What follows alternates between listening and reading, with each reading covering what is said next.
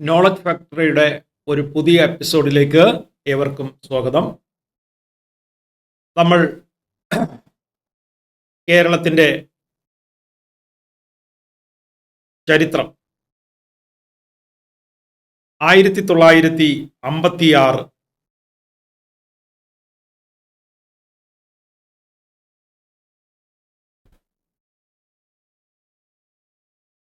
1956 ശേഷം നമുക്കറിയാം, കേരളം എന്ന് പറയുന്നത് 1956 നവംബർ 1 കേരളം ഐക്യ കേരളം എന്ന പേരിൽ രൂപം കൊണ്ടു.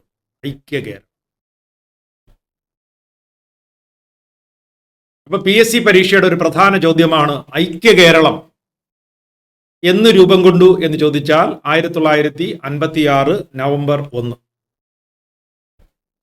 ഈ നവംബർ 1 കേരള പിറവി ദിനമായി ആചരിക്കുന്നു. കേരള പിറവി ദിനം ആചരിക്കുന്നത് എപ്പോൾ? നവംബർ 1. 1956 നവംബർ 1 ഐക്യ കേരളം, കേരള പിറവി ദിനം ആചരിക്കും.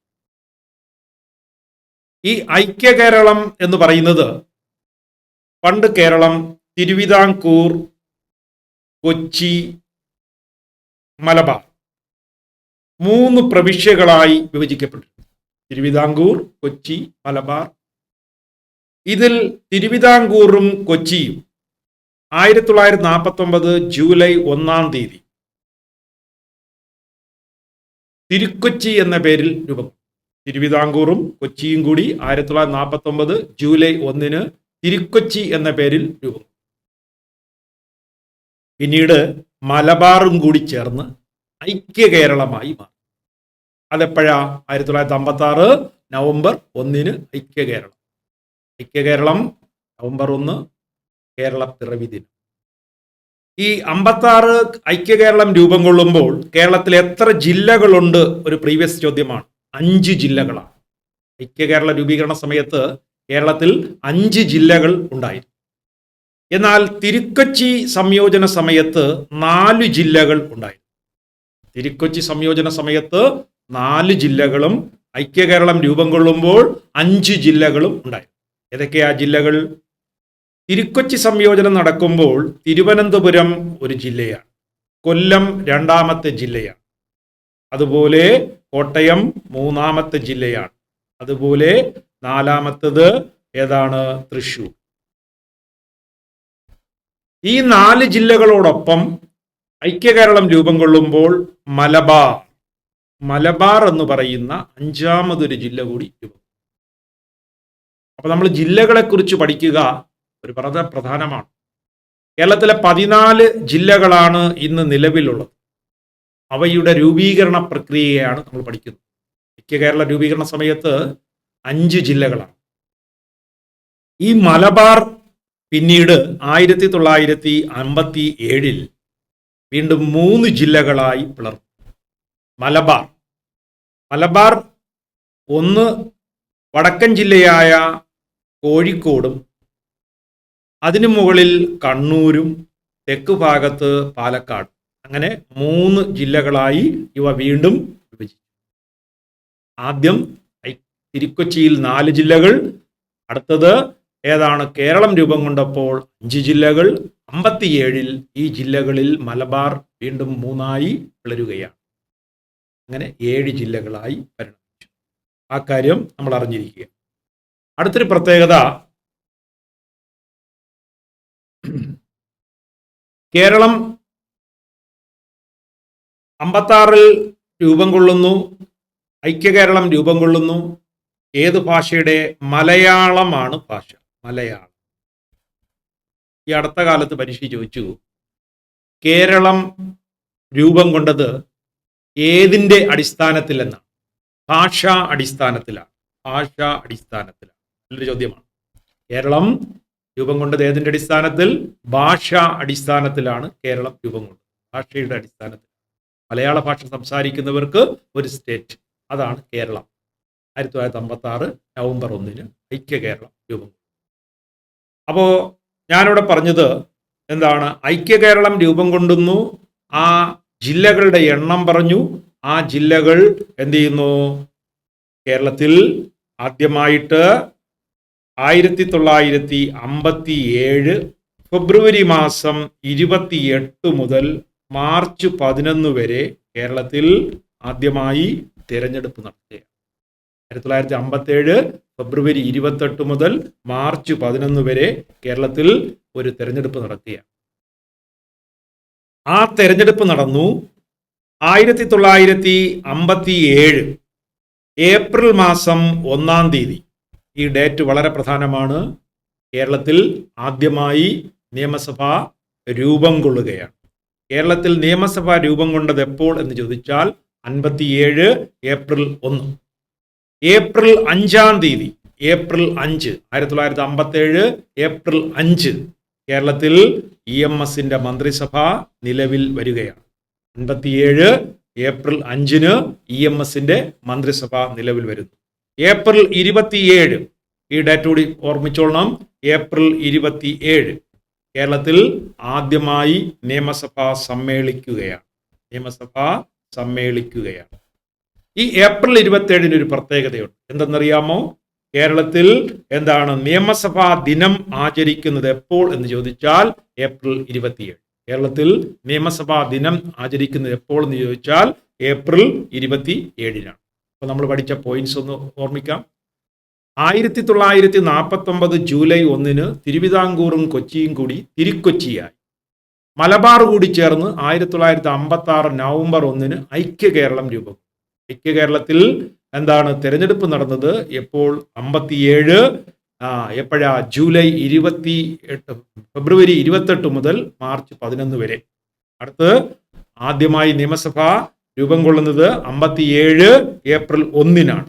ഏപ്രിൽ 5-ന് EMSന്റെ നേതൃത്വത്തിൽ ഒരു മന്ത്രിസഭ രൂപം കൊള്ളുന്നു. ഏപ്രിൽ 27-ന് നിയമസഭ സമ്മേളിക്കുകയാണ്. അതുകൊണ്ടാണ് എല്ലാ വർഷവും ഏപ്രിൽ 27-ന് നിയമസഭാ ദിനം ആചരിക്കുന്നത്. അപ്പൊ നിയമസഭാ ദിനം ആചരിക്കുന്നത് എപ്പോഴാണ്? ഏപ്രിൽ 27 എന്ന ഡേറ്റ് പ്രത്യേകം ശ്രദ്ധിച്ചിരിക്കുക.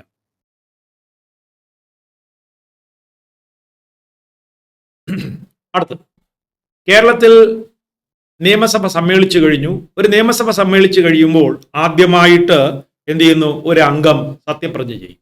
കേരള നിയമസഭയിൽ ആദ്യമായി സത്യപ്രതിജ്ഞ ചെയ്ത അംഗം ആരെന്ന് ചോദിച്ചാൽ റോസമ്മ പുന്നൂസ്.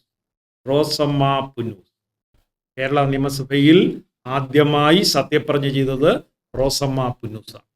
ഈ റോസമ്മ പുന്നൂസ് എന്ന് പറയുന്നത് സത്യപ്രതിജ്ഞ ചെയ്ത് കഴിഞ്ഞപ്പോൾ അവരുടെ മുന്നിൽ മറ്റംഗങ്ങൾ സത്യപ്രതിജ്ഞ ചെയ്യുകയാണ്. അങ്ങനെ കേരളത്തിൽ അവർ ആദ്യത്തെ പ്രോടൈം സ്പീക്കറായി മാറി. പ്രോടൈം സ്പീക്കർ, കേരളത്തിലെ ആദ്യത്തെ പ്രോടൈം സ്പീക്കർ ആരെന്ന് ചോദിച്ചാൽ റോസമ്മ പുന്നൂസ്. മറക്കരുത്, വളരെ പ്രധാനപ്പെട്ട ചോദ്യം. കൂടുതൽ കാലം പ്രോടൈം സ്പീക്കർ ആയത് ആരെന്ന് ചോദിച്ചാലും റോസമ്മ പുന്നൂസ്. കേരളത്തിലെ ആദ്യത്തെ പ്രോടൈം സ്പീക്കർ ആരെന്ന് ചോദിച്ചാലും റോസമ്മ പുന്നൂസ്. മറക്കില്ലല്ലോ. ഏറ്റവും കൂടുതൽ കാലം പ്രോടൈം സ്പീക്കർ, ആദ്യത്തെ പ്രോടൈം സ്പീക്കർ, ആദ്യമായി സത്യപ്രതിജ്ഞ ചെയ്ത അംഗം റോസമ്മ പുന്നൂസ്. കേരളത്തിൽ ആദ്യം 102 ഏകാംഗ മണ്ഡലങ്ങൾ ഉണ്ടായിരുന്നു.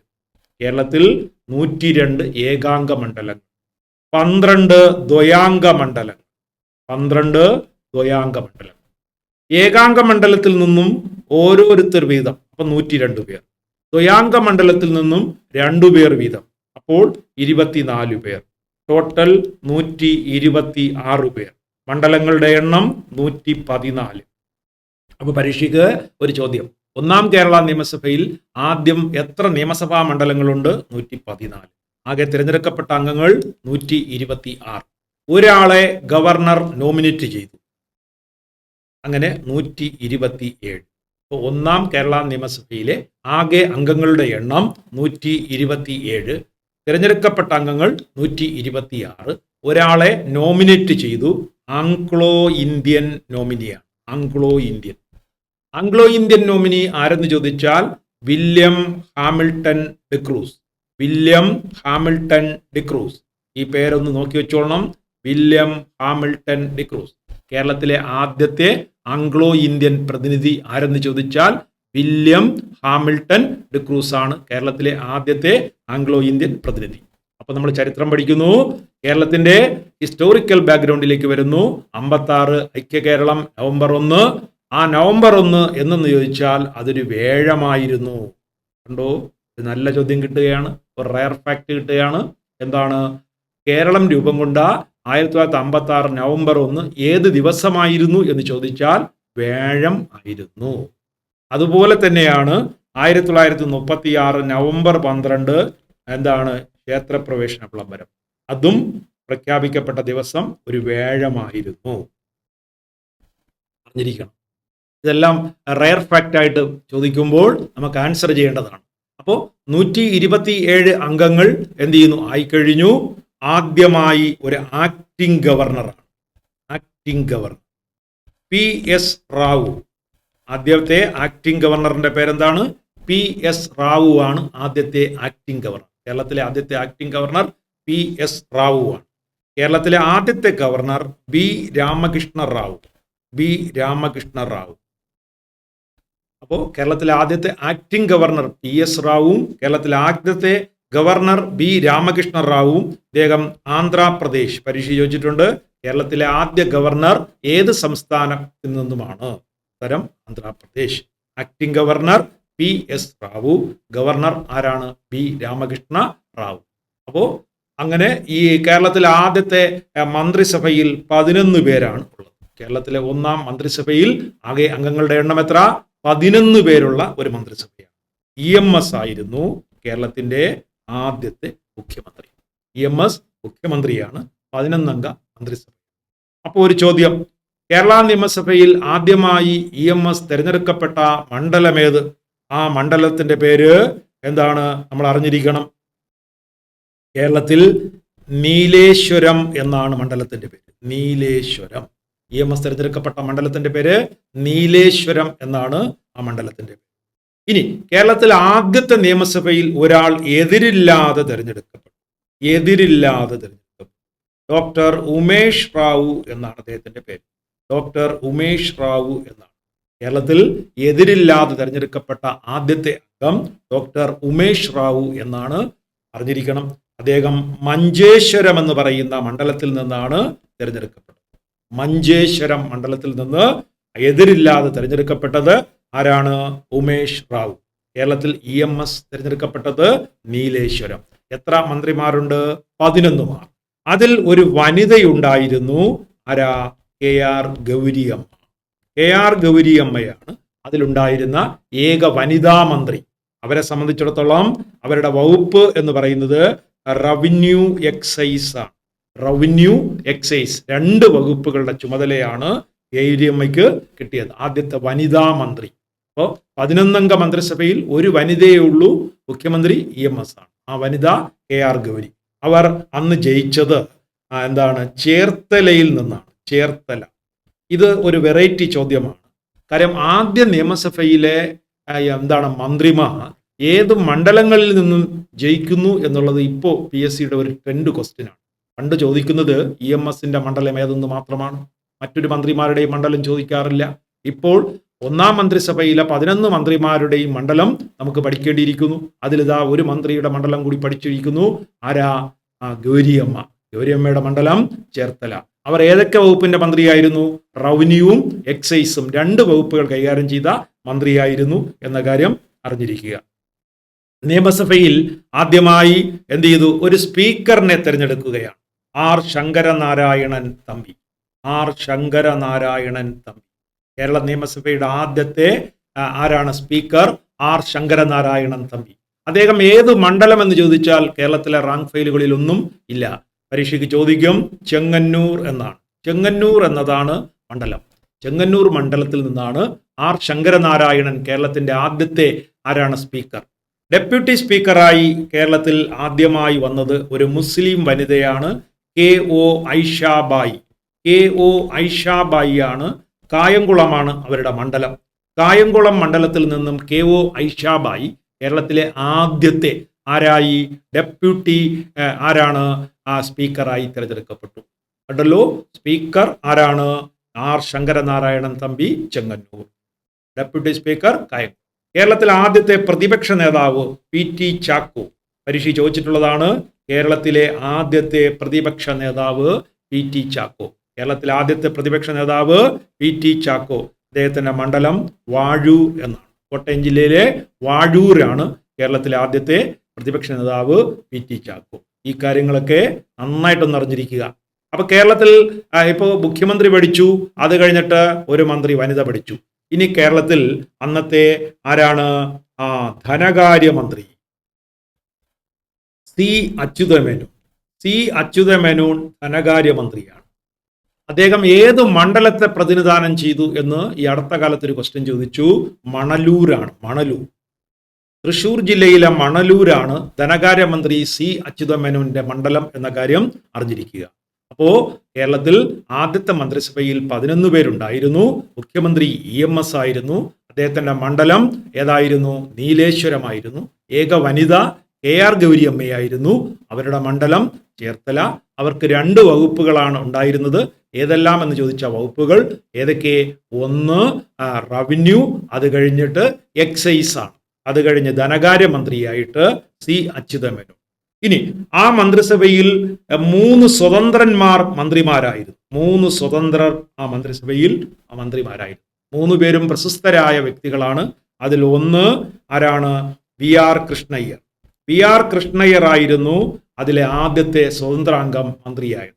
അദ്ദേഹത്തിന് നിയമം അതുപോലെ ഇലക്ട്രിസിറ്റി 2 വകുപ്പുകളുടെ മന്ത്രിയായിരുന്നു VR കൃഷ്ണയ്യർ. അദ്ദേഹം തിരഞ്ഞെടുക്കപ്പെട്ടത് തലശ്ശേരിയിൽ നിന്നാണ്. അറിഞ്ഞിരിക്കണം, ഇതൊരു ചോദ്യമാണ്.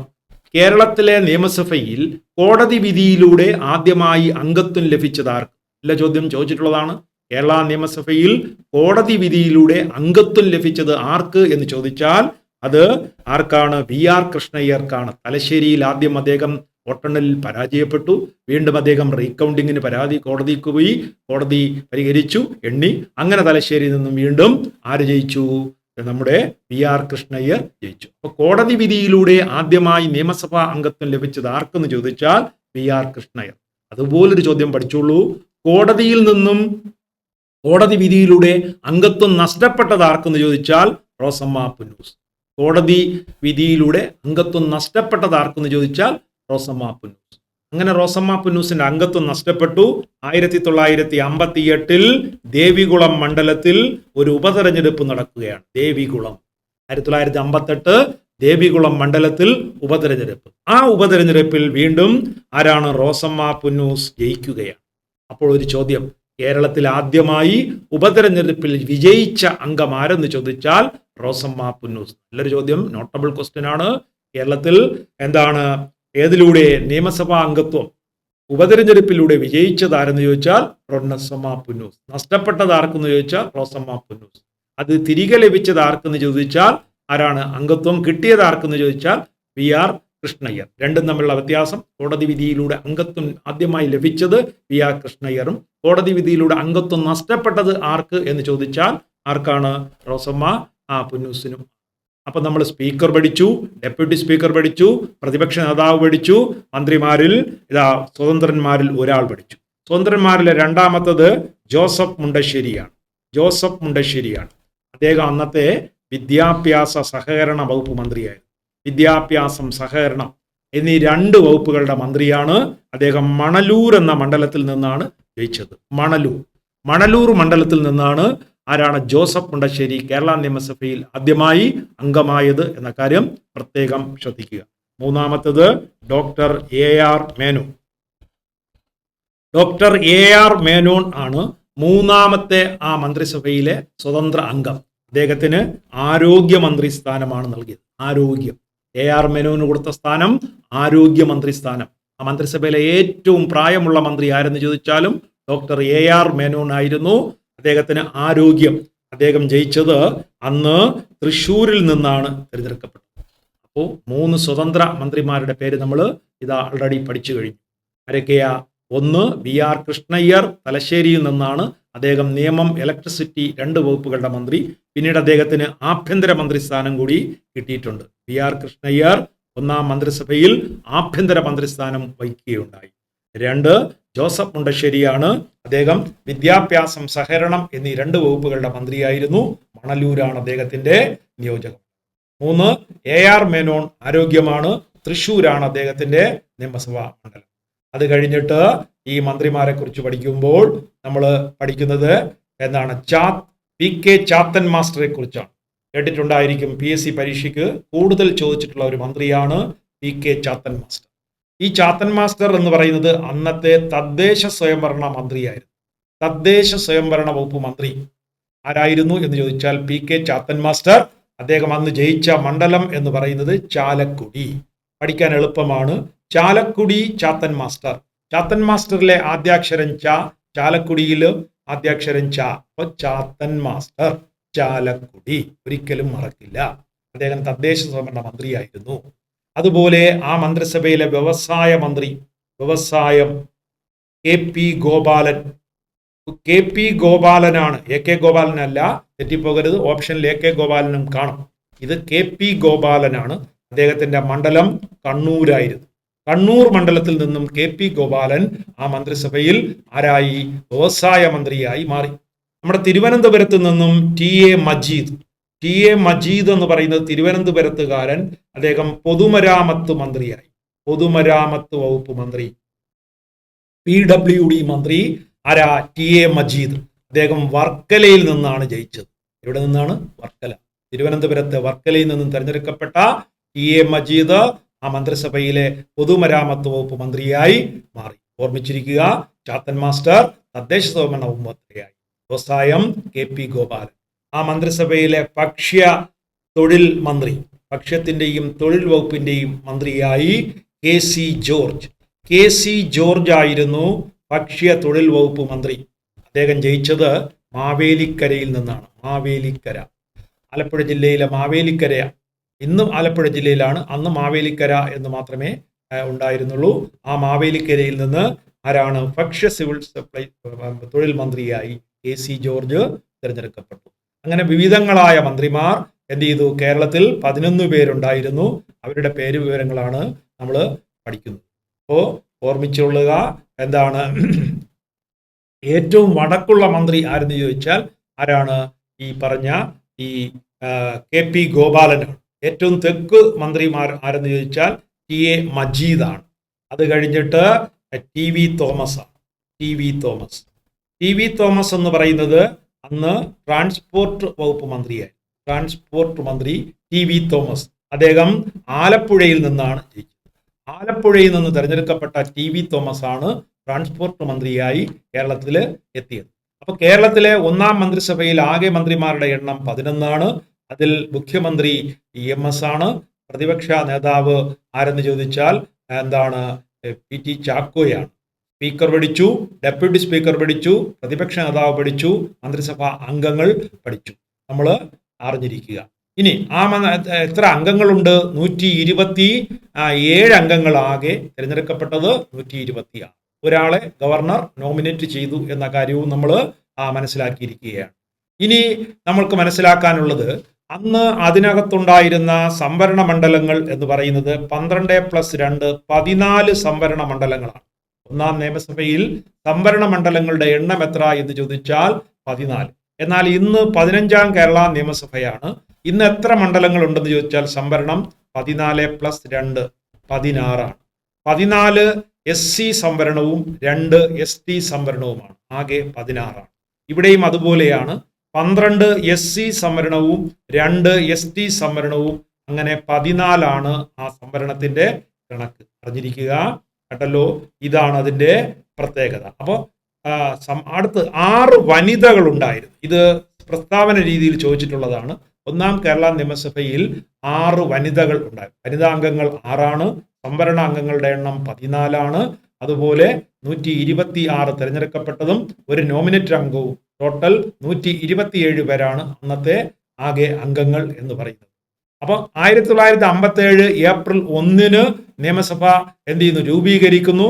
ഏപ്രിൽ 5 മന്ത്രിസഭ രൂപീകരിക്കുന്നു. ഏപ്രിൽ 27 നിയമസഭ ആദ്യമായി സമ്മേളിക്കുന്നു.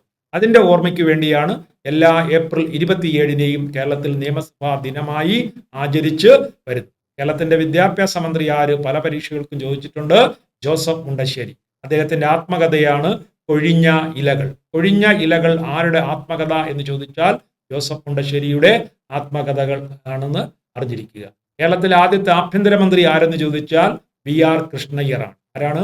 VR കൃഷ്ണയ്യർ. ഇത് കേരളത്തിന്റെ ഒന്നാമത്തെ നിയമസഭയെക്കുറിച്ചുള്ള ഏറ്റവും വ്യക്തമായ കാര്യങ്ങൾ നമ്മൾ ഇന്ന് പഠിച്ചിരിക്കുന്നത്.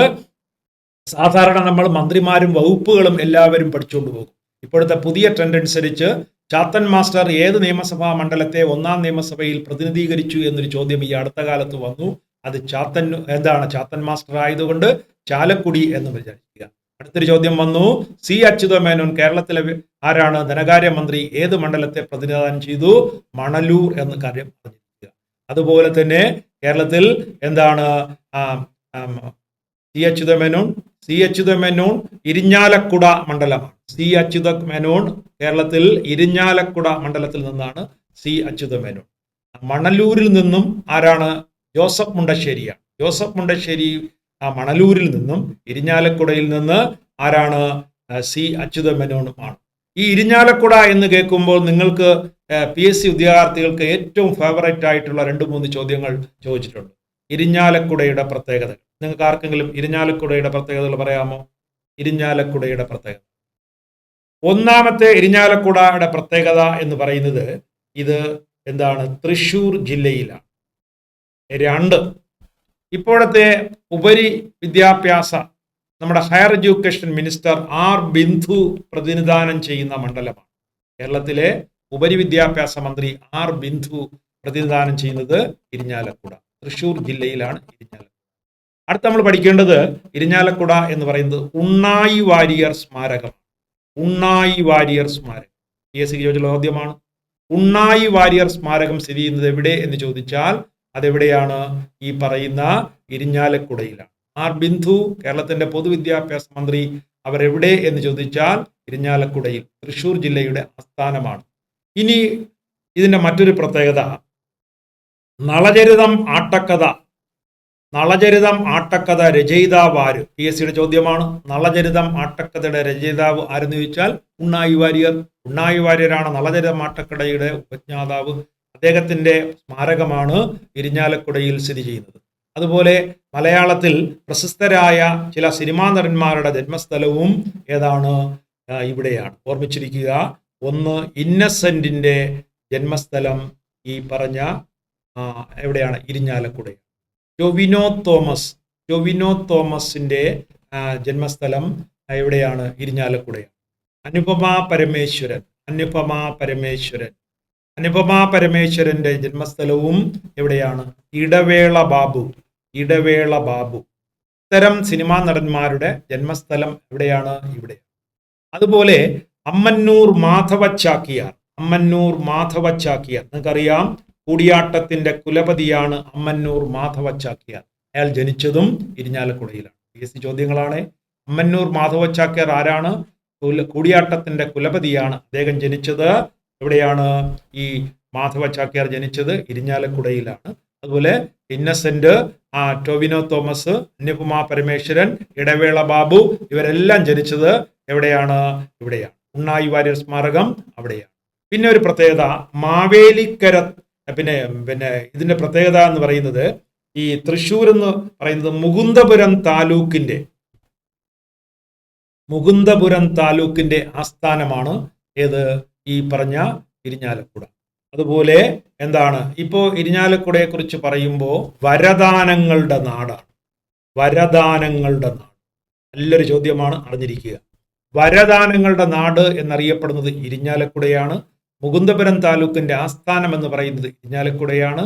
തൃശ്ശൂർ ജില്ലയിലാണ് ഇരിഞ്ഞാലക്കുട. പിന്നെ ഏറ്റവും പ്രധാനപ്പെട്ട ഒരു ചോദ്യം, കൂടൽ മാണിക്യം ക്ഷേത്രം സ്ഥിതി ചെയ്യുന്നു. പരീക്ഷയുടെ പ്രീവിയസ് ക്വസ്റ്റ്യൻ എത്രയോ തവണ ചോദിച്ചതാണ്. കൂടൽ മാണിക്യം ക്ഷേത്രം സ്ഥിതി ചെയ്യുന്നത് എവിടെയെന്ന് ചോദിച്ചാൽ ഇരിഞ്ഞാലക്കുടയിലാണ് കൂടൽ മാണിക്യം ക്ഷേത്രം സ്ഥിതി ചെയ്യുന്നത്. നല്ല ചോദ്യം. അതുപോലെ ഉണ്ണായി വാര്യർ സ്മാരകം എവിടെയെന്ന് ചോദിച്ചാൽ അതും ഉണ്ണായി വാര്യർ ആരാണ്? നളചരിതം ആട്ടക്കഥയുടെ ഉപജ്ഞാതാവാണ്. ഈ പറഞ്ഞ സിനിമാ നടന്മാരുടെ ജന്മസ്ഥലം അതാണ്. ഇനി ചോദിക്കാം, മുകുന്ദപുരം താലൂക്കിന്റെ ആസ്ഥാനമാണ്, വരദാനങ്ങളുടെ നാടാണ്. ഇതൊക്കെ ആരുടെ പ്രത്യേകതയാണ്? ഇരിഞ്ഞാലക്കുട എന്ന്. നമ്മളിവിടെ ഇരിഞ്ഞാലക്കുടയെ കുറിച്ച് പഠിച്ചത് ആർക്ക് വേണ്ടിയാണ്? സി അച്യുതമേനോൻ കേരള നിയമസഭയിൽ ആദ്യമായി പ്രതിനിധാനം ചെയ്ത മണ്ഡലവും ഏതായിരുന്നു? ഇരിഞ്ഞാലക്കുടയായിരുന്നു. ഒരു മാർക്ക് ഉറപ്പായി. ഇനി ഇത്രയും ചോദ്യങ്ങൾ ചോദിച്ചിട്ടുള്ളതാണ്. ഏതൊക്കെ? ഉണ്ണായി വാര്യർ സ്മാരകം ചോദിച്ചിട്ടുള്ളതാണ്. അതുപോലെ കൂടൽമാണിക്യം ക്ഷേത്രം ചോദിച്ചിട്ടുള്ളതാണ്. അതുപോലെ നളചരിത മാട്ടക്കഥ എഴുതിയത് ആര്? ഉണ്ണായി വാര്യർ ചോദിച്ചിട്ടുള്ളതാണ്. പിന്നെ ആദ്യത്തെ മന്ത്രി ആരാണ്? അച്യുതമേനോൻ എവിടെ നിന്ന് പ്രതിദാനം ചെയ്ത് ചോദിച്ചിട്ടുള്ളതാണ്. അതുപോലെ ആർ ബിന്ദു ഇപ്പോഴത്തെ ഇതിൽ ചോദിക്കുമല്ലോ, മന്ത്രിയും മണ്ഡലങ്ങളും, അതിൽ ചോദിച്ചിട്ടുള്ളതാണ്. ബാക്കിയുള്ള ചോദ്യങ്ങൾ നിങ്ങൾക്ക് ചോദിക്കാം. അപ്പൊ നിങ്ങൾക്ക് എന്താ എഴുതാൻ കഴിയും? 1 മാർക്ക് ഉറപ്പിച്ചോളൂ. അത് നിങ്ങൾ ഉറപ്പിച്ചോളൂ. അപ്പോൾ ഞാനിവിടെ പറഞ്ഞു വന്നത് നിങ്ങളുടെ ഏതിനെ കുറിച്ചാണ്? 1957 1957 എന്ന് പറയുന്നത് കേരളത്തെ സംബന്ധിച്ചിടത്തോളം 1957 ഒന്നാമത്തെ മന്ത്രിസഭ. ആ മന്ത്രിസഭ 1957 എന്താണ്? ആദ്യമായി ഒരു കാർഷിക പരിഷ്കരണ ബില്ല് അവതരിപ്പിച്ചു. KR ഗൗരി കാർഷിക പരിഷ്കരണ ബില്ല് KR ഗൗരി അവതരിപ്പിച്ചു. കാർഷിക പരിഷ്കരണ ബില്ല് KR ഗൗരി. അതുപോലെ 1958 വിദ്യാഭ്യാസ പരിഷ്കാര ബിൽ ജോസഫ് മുണ്ടശ്ശേരി അവതരിപ്പിച്ചു. കാർഷിക പരിഷ്കാര ബില്ല് KR ഗൗരി അവതരിപ്പിക്കുമ്പോൾ അതിനകത്തുണ്ടായിരുന്ന ലക്ഷ്യം ഒരു നിശ്ചിത ഏക്കർ ഭൂമി ജമ്മിമാർക്ക് നൽകിക്കൊണ്ട് അധിക ഭൂമിയെ സർക്കാരിലേക്ക് ഏറ്റെടുക്കും. സർക്കാർ ഏറ്റെടുക്കുക മാത്രമല്ല, ഭൂമി ഇല്ലാത്തവർക്ക് ഈ ഭൂമി നൽകുക എന്നതായിരുന്നു ഈ ബില്ലിന്റെ ഡ്രാഫ്റ്റ്. വിദ്യാഭ്യാസ പരിഷ്കാര ബില്ല് അവതരിപ്പിക്കുമ്പോൾ സ്കൂൾ മാനേജ്മെന്റുകൾക്ക് നിയന്ത്രണം ഏർപ്പെടുത്തുവാനാണ് ആ ബില്ല് ഡ്രാഫ്റ്റ് ചെയ്തത്. പക്ഷെ ഇത് രണ്ടും കേരളത്തിലെ എന്ത് ചെയ്തു? വിദ്യാഭ്യാസ മുതലാളിമാരെയും കേരളത്തിലെ ആരാണ്? ജമ്മിമാരെയും ചൊടിപ്പിച്ചു. അവർ എന്ത് ചെയ്തു? ഗവൺമെന്റിനെതിരെ പ്രത്യക്ഷ സമരത്തിന് പുറപ്പെട്ടു. അപ്പോഴാണ് എന്ത് ചെയ്തു? പനമ്പള്ളി ഗോവിന്ദമേനോൻ അദ്ദേഹം എറണാകുളത്ത് ഒരു പൊതുയോഗത്തിൽ ഗവൺമെന്റിനെതിരെ ആക്രമിച്ച് പ്രസംഗിക്കുകയാണ്. ആ പ്രസംഗത്തിൽ അദ്ദേഹം പറഞ്ഞൊരു വാക്കാണ് വിമോചന സമരം. അപ്പൊ വിമോചന സമരം എന്ന പദം ആരുടേത് എന്ന് ചോദിച്ചാൽ ആരുടേതാണ്? പനമ്പള്ളി ഗോവിന്ദമേനോൻ. വിമോചന സമരം എന്ന പദം ആരുടേതെന്ന് ചോദിച്ചാൽ പനമ്പള്ളി ഗോവിന്ദമേനോനാണ് ആദ്യമായി ആ പദത്തിന്റെ ഉപജ്ഞാതാവ്. എന്നാൽ വിമോചന സമരം നയിച്ചതാര് എന്ന് ചോദിച്ചാൽ മന്നത്ത് പത്മനാഭൻ. അറിഞ്ഞിരിക്കണം, വിമോചന സമരം നയിച്ചത് ആര്? മന്നത്ത് പത്മനാഭൻ. വിമോചന സമരം എന്ന പദം ആരുടെ സംഭാവനയാണ്? പനമ്പള്ളി ഗോവിന്ദമേനോന്റെ സംഭാവനയാണ്. 1959 ഈ ഡേറ്റ് അറിഞ്ഞിരിക്കണം. ജൂൺ മാസം 12-ാം തീയതി കേരളത്തിൽ വിമോചന സമരം ആരംഭിച്ചു. ഡേറ്റ് വളരെ പ്രസക്തമാണ്. 1959 ജൂൺ 12 കേരളത്തിൽ വിമോചന സമരം ഗവൺമെന്റിനെതിരെ ആരംഭിച്ചു. എന്തെല്ലാം കാര്യങ്ങൾക്കെതിരെ? കാർഷിക പരിഷ്കരണത്തിന്റെയും വിദ്യാഭ്യാസ പരിഷ്കാരത്തിന്റെയും ഫലമായി. ഈ അടുത്ത കാലത്ത് പരീക്ഷ ചോദിച്ചു വിമോചന സമരത്തിന്റെ പ്രധാന കാരണം ഏത് എന്ന് പറഞ്ഞുകൊണ്ട് ഓപ്ഷൻ 1 കാർഷിക പരിഷ്കരണം, 2 വിദ്യാഭ്യാസ പരിഷ്കരണം. ഉത്തരമായി തന്നിരുന്നു 1 മാത്രം, 2 മാത്രം, 1ഉം 2ഉം മാത്രം, ഇവയൊന്നുമല്ല. ഏതായിരിക്കും ശരി? 2 കാരണങ്ങളുണ്ടല്ലോ. അപ്പൊ നമ്മൾ എഴുതേണ്ട എന്താണ്? 1ഉം 2ഉം, 2 കാര്യങ്ങളും കൂടി കമ്പൈൻഡ് ആണല്ലോ. അപ്പൊ 2 കാര്യങ്ങളും അല്ലാതെ വിദ്യാഭ്യാസ പരിഷ്കാരം മാത്രം അതിനകത്തുണ്ടെങ്കിലും കാർഷികവും അതിനകത്ത് അനുബന്ധമാണ്, അണ്ടർസ്റ്റുഡാണ്. അപ്പൊ 2 കാര്യങ്ങൾക്ക് വേണ്ടിയാണ് വിമോചന സമരം. ഈ വിമോചന സമരം നടക്കുമ്പോൾ എന്താണ്? ക്രിസ്റ്റഫേഴ്സ് എന്ന് പറഞ്ഞുകൊണ്ട് ഒരു സംഘടന, ക്രിസ്റ്റഫേഴ്സ് എന്ന് പറഞ്ഞുകൊണ്ട് ഫാദർ വടക്കൻ ഒരു സംഘടന, ഒരു കർഷക സംഘടന ഉണ്ടായിരുന്നു. ഫാദർ വടക്കന്റെ നേതൃത്വത്തിൽ ക്രിസ്റ്റഫേഴ്സ് എന്ന് പറഞ്ഞുകൊണ്ട് ഒരു ക്രൈസ്തവ സംഘടന ഉണ്ടായിരുന്നു. ആ സംഘടന എന്ത് ചെയ്തു? ഇതിന് നേതൃത്വം കൊടുത്തു. അപ്പോ വിമോചന സമരത്തിൽ പങ്കെടുത്ത ഏതാണ് കർഷക സംഘം ഏത് എന്ന് ചോദിച്ചാൽ ക്രിസ്റ്റഫേഴ്സ് ആണ്. ക്രിസ്റ്റഫേഴ്സ് എന്ന സംഘം ആരുടെ നേതൃത്വമുള്ളതാണ്? ഫാദർ വടക്കന്റെ നേതൃത്വമുള്ളതാണ് ക്രിസ്റ്റഫേഴ്സ് എന്ന് പറയുന്ന സംഘം എന്ന കാര്യം എന്ത് ചെയ്യുക? മറക്കാതെ ശ്രദ്ധിച്ചിരിക്കുക. അപ്പൊ ഇവരെല്ലാം കൂടി ചേർന്നാണ് വിമോചന സമരം 1959 ജൂൺ 12 ആ ഗവൺമെന്റിനെതിരെ വിമോചന സമരം. ആ വിമോചന സമരത്തെ ഗവൺമെന്റ് പലതരത്തിലും എന്ത് ചെയ്തു? പിടിച്ചു നിർത്താൻ ശ്രമിച്ചു. അവസാനം അനിഷ്ട സംഭവങ്ങളായി വെടിവെപ്പായി. പല സ്ഥലങ്ങളിലും പോലീസ് വെടിവെപ്പിൽ ആളുകൾ എന്ത് ചെയ്തു? മരണപ്പെട്ടു. ഏറ്റവും പ്രസിദ്ധമായ വെടിവെപ്പ് അങ്കമാലി എന്ന സ്ഥലത്ത് പോലീസ് വെടിവെപ്പിൽ 5 പേർ കൊല്ലപ്പെട്ടു. അങ്കമാലിയിലെ പോലീസ് വെടിവെപ്പിൽ 5 പേർ കൊല്ലപ്പെട്ടു. ഈ കൊല്ലപ്പെട്ടവരുടെ ശവകുടീരങ്ങളിൽ നിന്നും മന്നത്ത് പത്മനാഭന്റെ നേതൃത്വത്തിൽ ഒരു ദീപശിഖ, അതിനെയാണ് ജീവശിഖ യാത്ര. പരീക്ഷയുടെ പ്രധാന ചോദ്യമാണ് ജീവശിഖ യാത്ര. എവിടെ നിന്നും എവിടത്തേക്ക് യാത്ര? അങ്കമാലിയിൽ നിന്നും തിരുവനന്തപുരത്തേക്കാണ് ജീവശിഖ യാത്ര. അങ്കമാലിയിൽ നിന്നും തിരുവനന്തപുരത്തേക്ക് ജീവശിഖ യാത്ര ആരംഭിച്ചു. 1959 മന്നത്ത് പത്മനാഭന്റെ നേതൃത്വത്തിലാണ് അങ്കമാലിയിൽ നിന്നും തിരുവനന്തപുരത്തേക്ക് ജീവശിഖ യാത്ര ആരംഭിച്ചു. ജീവശിഖ യാത്ര ഏതുമായി ബന്ധപ്പെട്ടു എന്ന് ചോദിച്ചാൽ ഉത്തരം ഏതുമായി ബന്ധപ്പെട്ടതാണ്? കേരളത്തിലെ വിമോചന സമരവുമായി ബന്ധപ്പെട്ടു. പിന്നെ കേരളത്തിലെ ഗവർണറിന്റെ റിപ്പോർട്ടിന്റെ അടിസ്ഥാനത്തിൽ ഡോക്ടർ രാജേന്ദ്ര പ്രസാദ് ഭരണഘടനയുടെ 356 വകുപ്പ് ഉപയോഗിച്ച് EMS മന്ത്രിസഭയെ പിരിച്ചുവിടുകയാണ്. ആ ഡേറ്റ് വളരെ പ്രസക്തമാണ്. 1959 ജൂലൈ 31. അപ്പൊ EMS മന്ത്രിസഭയെ പിരിച്ചുവിട്ടത് എപ്പോൾ എന്ന് ചോദിച്ചാൽ 1959 ജൂലൈ 31. EMSന്റെ മന്ത്രിസഭ ചാർജ് എടുത്തത് എപ്പോഴാണ്? അധികാരം ഏറ്റെടുത്തത് എത്രയാണ്? 57 ഏപ്രിൽ 5. കണ്ടു. 57 ഏപ്രിൽ 5 അധികാരത്തിൽ വന്ന EMS മന്ത്രിസഭ 59 ജൂലൈ 31 ആയപ്പോൾ എന്ത് ചെയ്യുന്നു? രാഷ്ട്രപതി മന്ത്രിസഭയെ ഭരണഘടനയുടെ 356 വകുപ്പ് അനുസരിച്ച് ഇന്ത്യയിൽ ആദ്യമായി ഒരു മന്ത്രിസഭയെ പിരിച്ചുവിടുകയാണ്. ഇതാണ് വിമോചന സമരം. വിമോചന സമരം PSC പരീക്ഷയ്ക്ക് ഏറ്റവും ഫേവറേറ്റായ ചോദ്യമാണ്. വിമോചന സമരത്തിന്റെ അനുബന്ധമായി നടന്നതാണ് ജീവശിഖ. വെടിവെപ്പുണ്ടായി. നമ്മുടെ തിരുവനന്തപുരത്ത് പൂന്തറയിൽ പോലും ആ വെടിവെപ്പിന്റെ ഫലമായി ഒരു പൂർണ്ണഗർഭിണിയായ ഗ്ലോറി എന്ന സ്ത്രീ, പൂന്തറയിൽ പൂർണ്ണഗർഭിണിയായ ഗ്ലോറി എന്ന സ്ത്രീ ഈ പറഞ്ഞ വിമോചന സമരത്തിന്റെ ഫലമായി വെടിവെപ്പിൽ പല സ്ഥലങ്ങളിലും, കേരളത്തിന്റെ പല സ്ഥലങ്ങളിലും പോലീസ് വെടിവെപ്പ് ഉണ്ടായി. പക്ഷെ 5 പേർ മരിച്ചത് അങ്കമാലിയിൽ. അതുകൊണ്ടാണ് അവിടെ നിന്നും ഒരു യാത്ര തിരുവനന്തപുരത്തേക്ക് തിരിച്ചത്. അതിന്റെ പേരാണ് ജീവശിഖ യാത്ര. മറക്കില്ലല്ലോ. അപ്പൊ നമ്മൾ പഠിച്ചത് 1956 നവംബർ 1 കേരളം ഭാഷാ അടിസ്ഥാനത്തിൽ രൂപം കൊള്ളുന്നു. ആ കേരളം 49 ജൂലൈ 31 തിരുക്കൊച്ചി സംയോജനമായിരുന്നു. പിന്നെ മലബാറും കൂടി ചേർന്ന് ഐക്യ കേരളം ഉണ്ടായി. ഐക്യ കേരളം രൂപം കൊള്ളുന്നത് ഒരു വ്യാഴാഴ്ചയാണ്. ഐക്യ കേരളത്തിലെ ആദ്യത്തെ തെരഞ്ഞെടുപ്പ് നടക്കുന്നത് 57 ഫെബ്രുവരി 28 മുതൽ എന്നുവരെ മാർച്ച് 11 വരെ ആക്ടിംഗ് ഗവർണറായി. കേരളം രൂപം കൊള്ളുമ്പോൾ പ്രസിഡന്റ് ഭരണമാണ്. അത് കഴിഞ്ഞിട്ട് ആക്ടിംഗ് ഗവർണറാണ്. ആക്ടിംഗ് ഗവർണർ ആയിട്ട് PS റാവു ആയിരുന്നു. പിന്നീട് കേരളത്തിന്റെ ഗവർണറായി ആരാ വന്നത്? ഈ പറഞ്ഞ നമ്മുടെ B രാമകൃഷ്ണ റാവു. അദ്ദേഹത്തിന്റെ നാട് ആന്ധ്രാപ്രദേശായി. ഇലക്ഷൻ കഴിഞ്ഞു. 5 EMS മന്ത്രിസഭ സത്യപ്രതിജ്ഞ. നിയമസഭ സമ്മേളിച്ചത് 27-ാം തീയതിയാണെന്ന് പഠിച്ചു. റോസമ്മ പുന്നൂസ് ആയിരുന്നു ആദ്യമായി സത്യപ്രതിജ്ഞ ചെയ്ത അംഗം.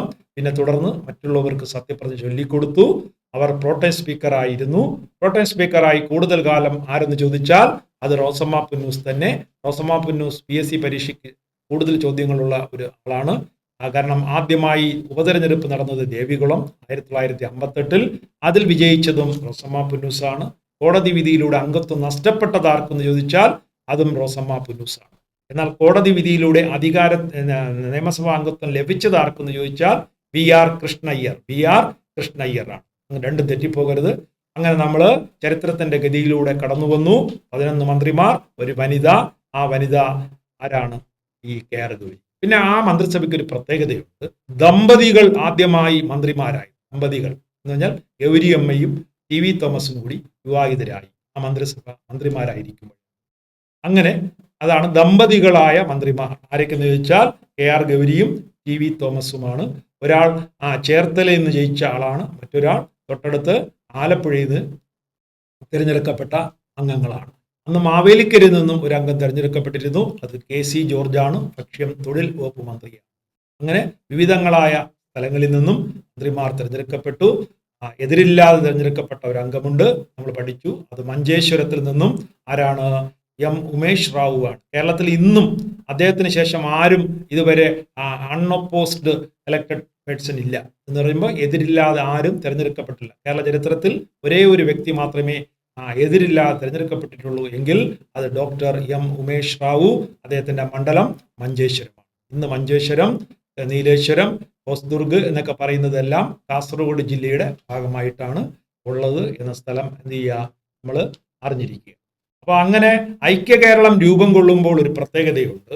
4 താലൂക്കുകൾ, ഇതൊരു പ്രധാന ചോദ്യമാണ്. ഐക്യ കേരളം രൂപം കൊള്ളുമ്പോൾ 4 താലൂക്കുകൾ നമ്മൾ തമിഴ്നാടിന് കൈമാറി. ഈ അടുത്ത കാലത്ത് ചോദിച്ച ചോദ്യമാണ്.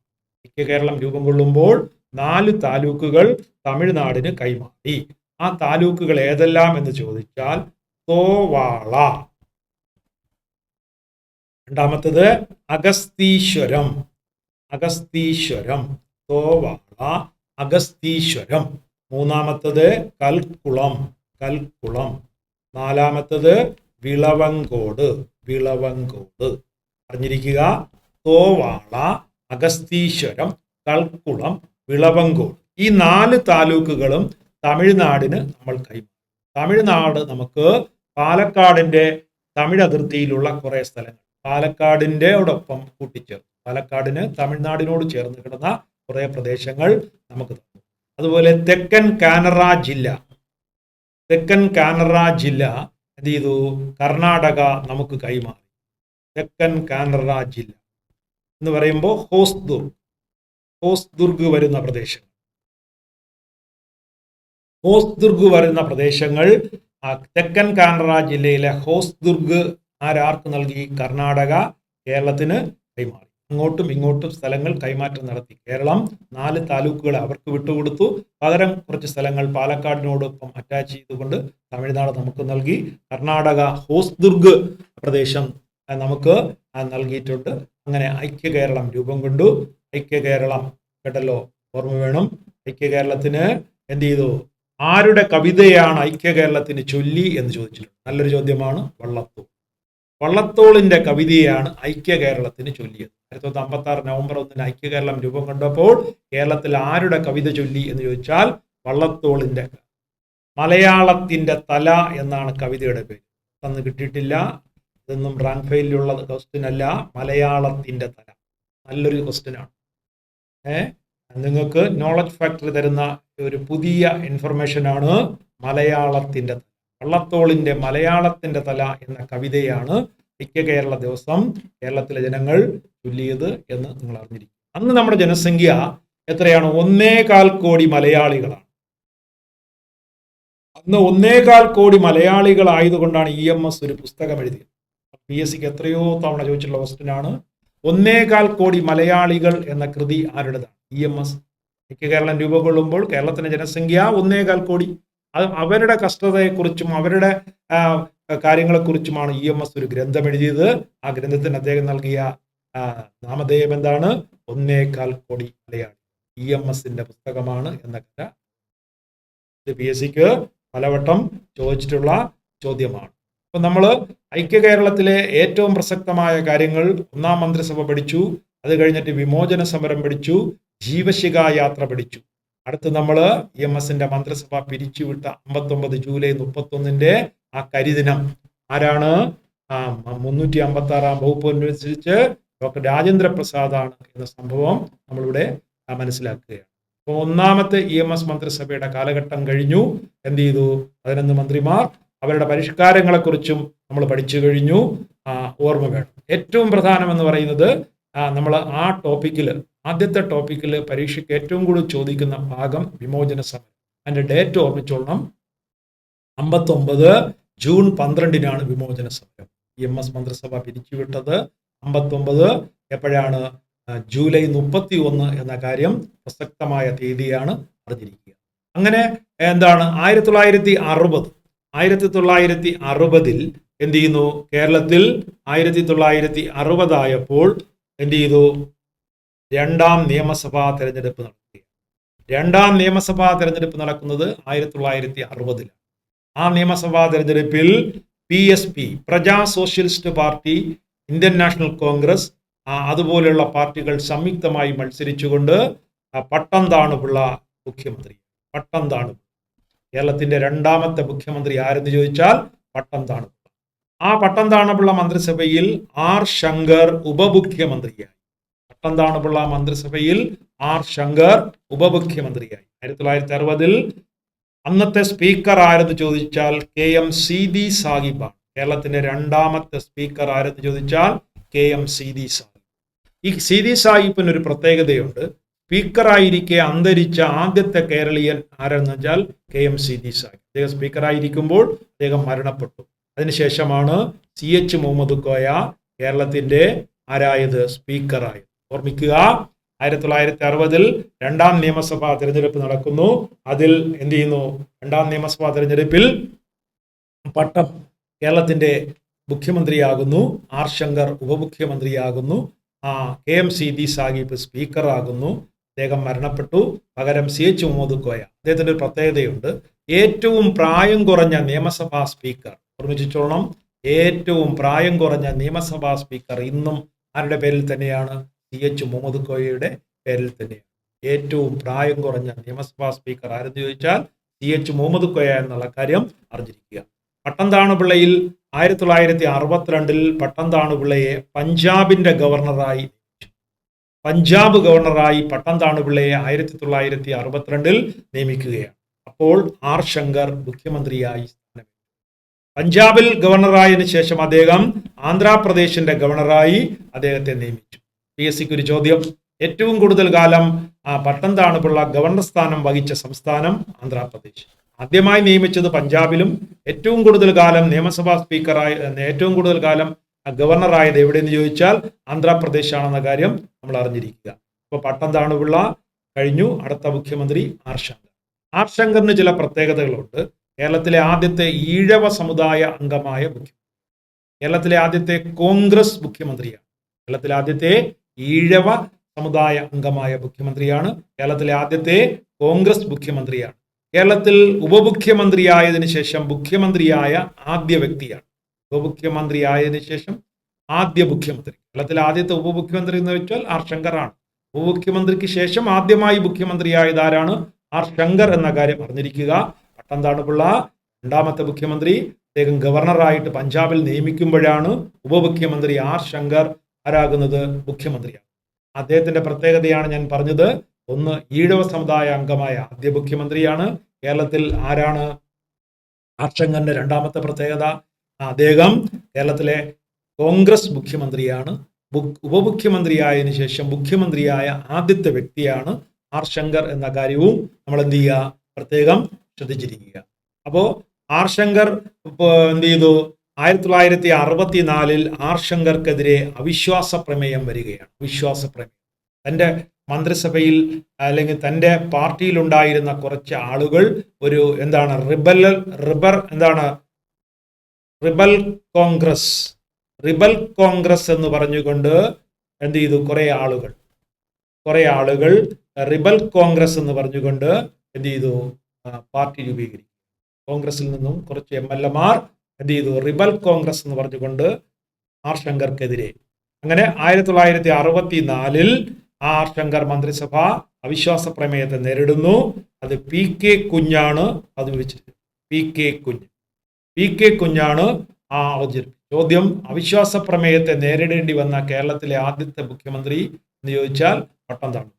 പക്ഷെ പട്ടംതാണുപിള്ള അവിശ്വാസ പ്രമേയത്തെ അതിജീവിച്ചുവെങ്കിൽ അടുത്ത മുഖ്യമന്ത്രിയായി വന്ന R ശങ്കറിന് അവിശ്വാസ പ്രമേയം നേരിട്ടതിൽ പരാജയപ്പെട്ടു. എന്ന് പറഞ്ഞാൽ ആരാണ്? PK കുഞ്ഞ് അവതരിപ്പിച്ച, പ്രതിപക്ഷ അംഗമായ PK കുഞ്ഞ് അവതരിപ്പിച്ച അവിശ്വാസ പ്രമേയം പാസ്സായി. അങ്ങനെ R ശങ്കർക്ക് രാജിവെക്കേണ്ടി വന്നു. അപ്പൊ ചോദ്യം, കേരളത്തിൽ ആദ്യമായി രാജിവെച്ച മുഖ്യമന്ത്രി ആരെന്ന് ചോദിച്ചാൽ പട്ടംതാണുപിള്ളയാണ്, അല്ലാതെ R ശങ്കർ അല്ല. ഇത് രണ്ടും അടുത്തടുത്ത് തിരിഞ്ഞു പോകും. കേരളത്തിൽ ആദ്യമായി രാജിവെച്ച മുഖ്യമന്ത്രി പട്ടംതാണുപിള്ള. കേരളത്തിൽ അവിശ്വാസ പ്രമേയം നേരിട്ട ആദ്യ മുഖ്യമന്ത്രി പട്ടംതാണുപിള്ള. അവിശ്വാസ പ്രമേയത്തിലൂടെ പരാജയപ്പെട്ട മുഖ്യമന്ത്രിയാണ് ആരാണ്? R ശങ്കർ. അവിശ്വാസ പ്രമേയത്തെ തുടർന്ന് രാജിവെച്ച മുഖ്യമന്ത്രിയാണ് R ശങ്കർ എന്ന കാര്യം അറിഞ്ഞു. 64 ശങ്കർ മന്ത്രിസഭ നിലംപരിശായി, അല്ലെങ്കിൽ രാജിവെച്ചു, പുറത്തുപോയി. അങ്ങനെ കേരളത്തിൽ അനിശ്ചിതത്വമാണ്. വീണ്ടും പ്രസിഡന്റ് ഭരണമാണ്. അത് കഴിഞ്ഞ് കേരളത്തിൽ എന്ത് ചെയ്യുന്നു? കാലം 1965 കേരളത്തിൽ മൂന്നാമത്തെ നിയമസഭാ തെരഞ്ഞെടുപ്പ് നടക്കുകയാണ്. 1965 കേരളത്തിലെ മൂന്നാമത്തെ തെരഞ്ഞെടുപ്പ് നടക്കുകയാണ്. ആ തെരഞ്ഞെടുപ്പിൽ ആർക്കും ഭൂരിപക്ഷമില്ല. അപ്പോൾ ഒരു ചോദ്യം, കേരളത്തിൽ ആർക്കും ഭൂരിപക്ഷമില്ലാത്ത നിയമസഭ ഏത് വർഷം? 1965 ആർക്കും ഭൂരിപക്ഷമില്ലാത്തൊരു നിയമസഭ കേരളത്തിൽ നടന്നത് 1965. പിന്നീട് അടുത്ത തെരഞ്ഞെടുപ്പ് നടക്കുന്നത് 1967 1967 കേരളത്തിൽ 4ാമത് നിയമസഭാ തെരഞ്ഞെടുപ്പ് നടക്കുകയാണ്. ഈ നിയമസഭാ തെരഞ്ഞെടുപ്പിൽ ഈ പറഞ്ഞ പാർട്ടികൾ CPI, CPM, CPIയും CPMും 1964 പിളർന്നു. 57 CPI എന്ന ഒരു പാർട്ടിയെ ഉണ്ടായിരുന്നുവെങ്കിൽ 67 രണ്ട് കക്ഷികളായി. 64 പാർട്ടി പിളർന്നു, CPI, CPM. അവരും മുസ്ലിം ലീഗ്, RSP, അതുപോലെ തന്നെ കേരള കോൺഗ്രസ്, ഇവരെല്ലാം കൂടി ഒരു സംയുക്ത മുന്നണി, സപ്തമുന്നണി എന്ന് പറയും. 7 അംഗങ്ങൾ ചേർന്ന മന്ത്രിസഭ സപ്തമുന്നണി എന്ന് പറയും. അപ്പൊ സപ്തമുന്നണി മന്ത്രിസഭ EMSന്റെ നേതൃത്വത്തിൽ അധികാരത്തിൽ. 1967 EMS 2ാമതും മുഖ്യമന്ത്രിയാകും. അദ്ദേഹം 69 വരെ മുഖ്യമന്ത്രിയായി, 2 വർഷം. കാരണം EMSന്റെ കൂടെ ഉണ്ടായിരുന്ന മുസ്ലിം ലീഗും RSPയും കേരള കോൺഗ്രസും എന്ത് ചെയ്തു? പാർട്ടി വിട്ട് അവർ അപ്പുറത്തേക്ക് പോയി. അപ്പോൾ മന്ത്രിസഭയ്ക്ക് രാജിവെക്കേണ്ടി വന്നു. അപ്പോൾ കേരളത്തിൽ EMS ആദ്യത്തെ പ്രതിപക്ഷ നേതാവാണ്. നിങ്ങൾക്കറിയാമല്ലോ, എപ്പോ 1960 മുതൽ 64 വരെ പട്ടംതാണുപിള്ളയുടെ കാലത്തും ശങ്കരന്റെ കാലത്തും പ്രതിപക്ഷ നേതാവ് EMS ആയിരുന്നു. അപ്പൊ കേരളത്തിലെ ആദ്യത്തെ പ്രതിപക്ഷ നേതാവ് PT ചാക്കോ എങ്കിൽ കേരളത്തിലെ 2ാമത്തെ പ്രതിപക്ഷ നേതാവ് ആരെന്ന് ചോദിച്ചാൽ EMS. പീരീഡ് എപ്പോഴാണ്? 1960, 64. അതിനുശേഷമാണല്ലോ ഞാൻ പറഞ്ഞു 65 തെരഞ്ഞെടുപ്പ്, ആർക്കും ഭൂരിപക്ഷമില്ല. അത് കഴിഞ്ഞ് 2 കൊല്ലം അത് നിസ്സംഗതയിൽ തുടർന്നു. 67 അടുത്ത തെരഞ്ഞെടുപ്പ്. ആ തെരഞ്ഞെടുപ്പിലാണ് സപ്തകക്ഷി മന്ത്രിസഭ വരുന്നു. ആ സപ്തകക്ഷി മന്ത്രിസഭയാണ് എന്ത് ചെയ്തു? ഇങ്ങനെ കാര്യങ്ങൾ. ഈ മന്ത്രിസഭയുടെ കാലത്താണ് എന്ത് ചെയ്തു? മലപ്പുറം ജില്ലാ രൂപീകരണം. 1969 ജൂലൈ 19 മലപ്പുറം ജില്ലയുടെ രൂപീകരണം നടന്നത് ഈ 2ാം EMS മന്ത്രിസഭയുടെ കാലത്താണ്. മുസ്ലിം ലീഗ് കൂട്ടുകക്ഷി, മുസ്ലിം ലീഗ് ആവശ്യപ്പെട്ടു, മലപ്പുറം ജില്ല, അങ്ങനെ മലപ്പുറം ജില്ലയുടെ രൂപീകരണം നടന്നത്. അന്ന് ഇതിനെതിരെ പലരും പ്രതിഷേധങ്ങൾ നടത്തിയവരുണ്ട്, നിരാകാരം കിടന്നവരുണ്ട്. നമ്മുടെ ആരാണ്? കേളപ്പൻ നിരാകാരം കിടന്നിട്ടുണ്ട്. മലപ്പുറം ജില്ല രൂപീകരിക്കരുത് എന്ന് പറഞ്ഞുകൊണ്ട് 1969 നിരാകാരം കിടന്ന ചരിത്രവും കേരളത്തിന്റെ ചരിത്രത്തിന്റെ ഓർമ്മകളിൽ നിൽക്കുകയാണ്. അപ്പൊ നമ്മള് 4ാമത്തെ മന്ത്രിസഭയാണെങ്കിലും 4ാം നിയമസഭയാണെങ്കിലും 3ാം മന്ത്രിസഭയാണ്. കാരണം 57, 59 ആദ്യ മന്ത്രിസഭ, 60, 64 2ാം മന്ത്രിസഭ, 3ാമത്തെ നിയമസഭ ഇലക്ഷൻ നടന്നേ ഉള്ളൂ. ആ മന്ത്രിസഭ രൂപീകരിച്ചില്ല. അടുത്തത് യഥാർത്ഥത്തിൽ 3ാമത്തെ മന്ത്രിസഭയാണ് EMSന്റെ സപ്തകക്ഷി മന്ത്രിസഭ. അതും ഇവിടെ രാജിവെച്ചിരിക്കുകയാണ്. കാരണം ഞാൻ പറഞ്ഞല്ലോ, കൂടെ ഉണ്ടായിരുന്നവർ പിന്തുണ പിൻവലിച്ചുകൊണ്ട് അവരെന്ത് ചെയ്തു? അപ്പുറത്ത് കോൺഗ്രസുമായി കൂട്ടുകൂടി. 1969 C. അച്യുതമേനോൻ മുഖ്യമന്ത്രിയാവും. C. അച്യുതമേനോൻ. CPIയും അപ്പുറത്തോട്ടു. CPIയും RSPയും കോൺഗ്രസും RSPയും മുസ്ലിം ലീഗുമെല്ലാം അപ്പുറത്ത് കോൺഗ്രസുമായി സഖ്യം ചേർന്നു. C. അച്യുതമേനോൻ. അന്ന് അദ്ദേഹം MLA അല്ല. C. അച്യുതമേനോൻ രാജ്യസഭാ അംഗമായിരുന്നു. പരീക്ഷയ്ക്കൊരു ചോദ്യം. രാജ്യസഭാ അംഗമായിരിക്കെ ആദ്യമായി മുഖ്യമന്ത്രിയായത് ആരെന്ന് ചോദിച്ചാൽ C. അച്യുതമേനോൻ. രാജ്യസഭാ അംഗമായിരിക്കെ മുഖ്യമന്ത്രിയായ വ്യക്തി ആരാണ്? C. അച്യുതമേനോൻ. ഏത് വർഷം? 1969. 69-70 കഴിഞ്ഞു. 70 വീണ്ടും തെരഞ്ഞെടുപ്പാണ്. 70 തെരഞ്ഞെടുപ്പിൽ ഈ C. അച്യുതമേനോന്റെ നേതൃത്വത്തിൽ വീണ്ടും മന്ത്രിസഭ. 70 നിയമസഭാ തെരഞ്ഞെടുപ്പ് നടക്കുന്നു. C. അച്യുതമേനോന്റെ നേതൃത്വത്തിൽ വീണ്ടും മന്ത്രിസഭ നിലവിൽ വരികയാണ്. ആ മന്ത്രിസഭ 1975 കാലാവധി പൂർത്തിയായെങ്കിലും അന്ന് അടിയന്തരാവസ്ഥയായതുകൊണ്ട് ആ മന്ത്രിസഭ തുടരുകയാണ്. 1977 വരെ C. അച്യുതമേനോൻ മുഖ്യമന്ത്രിയായി. കേട്ടല്ലോ, 69 മുഖ്യമന്ത്രിയായ C. അച്യുതമേനോൻ 77 വരെ മുഖ്യമന്ത്രിയായി. അപ്പോൾ ഒരു ചോദ്യം, അച്യുതമേനോൻ ആദ്യമായി മുഖ്യമന്ത്രിയാകുമ്പോൾ അദ്ദേഹം രാജ്യസഭാ അംഗമാണല്ലോ. അദ്ദേഹം കേരളത്തിലെ മുഖ്യമന്ത്രിയാകുമ്പോൾ 6 മാസങ്ങൾക്കകം ഒരു മണ്ഡലത്തിൽ നിന്നും തിരഞ്ഞെടുക്കപ്പെടണമല്ലോ. അങ്ങനെ ആദ്യത്തെ C. അച്യുതമേനോൻ ഉപതെരഞ്ഞെടുപ്പ് നടത്തിയത് ഏത് മണ്ഡലം? കൊട്ടാരക്കര. കൊട്ടാരക്കര മണ്ഡലത്തിൽ നിന്നാണ് C. അച്യുതമേനോൻ തിരഞ്ഞെടുക്കപ്പെട്ടത്. നല്ല ചോദ്യമാണ്. കൊട്ടാരക്കരയിൽ അന്ന് E. ചന്ദ്രശേഖരൻ നായർ ആയിരുന്നു അന്നത്തെ MLA. ചെറുപ്പക്കാരനായ MLA E. ചന്ദ്രശേഖരൻ നായർ തന്റെ പാർട്ടിയിലെ മുതിർന്ന അംഗമായ C. അച്യുതമേനോൻ മുഖ്യമന്ത്രിയാകുന്നതിന് വേണ്ടി അദ്ദേഹം സ്ഥാനം ഒഴിഞ്ഞുകൊടുത്തു. അങ്ങനെ കേരളത്തിൽ ഒരു ഉപതെരഞ്ഞെടുപ്പ് നടക്കുന്നു. കൊട്ടാരക്കരയിൽ നിന്നും C. അച്യുതമേനോൻ കേരളത്തിന്റെ മുഖ്യമന്ത്രിയായി 70 വീണ്ടും ഇലക്ഷൻ നടക്കുന്നു. അത് എന്ത് ചെയ്തു? ഇതാണ് കേരളത്തിന്റെ ചരിത്രം. അപ്പൊ നമ്മൾ ഇന്ന് ഒരു എപ്പിസോഡ് ഇവിടെ പഠിച്ചിരിക്കുകയാണ്. കേരളം എന്ന് പറയുന്നത് 1956 ശേഷം എന്ത് ചെയ്തു? 15 മന്ത്രിസഭകളിലൂടെയും കടന്നു പോകണം.